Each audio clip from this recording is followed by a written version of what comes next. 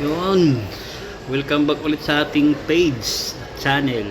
Bibigay na pala ako ng information sa base rin sa mga nakikita ko sa mga comments, sa message.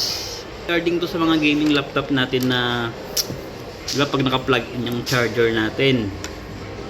Tapos pag hinawakan mo yung top cover, yung body ng laptop, yung mapapansin ka doon na parang nanginginig siya, nagka-ground. Pero hindi siya hindi siya totally electric current. Normal yun sa mga gaming laptop natin na pag hinahawakan mo, medyo nanginginig yung katawan kasi nagka-charge yung battery natin. Pero hindi siya totally electric current.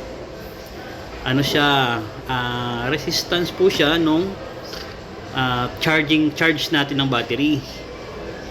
Pero kahit any brand yan, same ng ma-experience nyo na parang may static, nagka-ground. Kasi yung katawan kasi natin, meron tayong static. Kung mapapansin nyo minsan, nagdikit kayo ng kasama mo, biglang ramdam mo yung kuryente.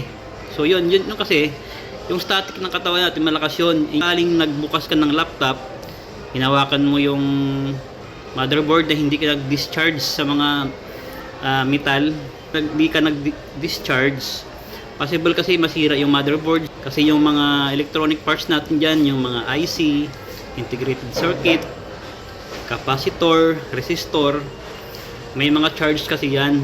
So kailangan bago mo hawakan yung isang mapa-laptop man o hindi, kailangan bago mo siya hawakan yung mga electronic parts, kailangan i-discharge mo muna yung katawan mo para yung static mo mawala. Desktop, laptop, yan. Basta may mga electronic parts. So, yun lang guys, at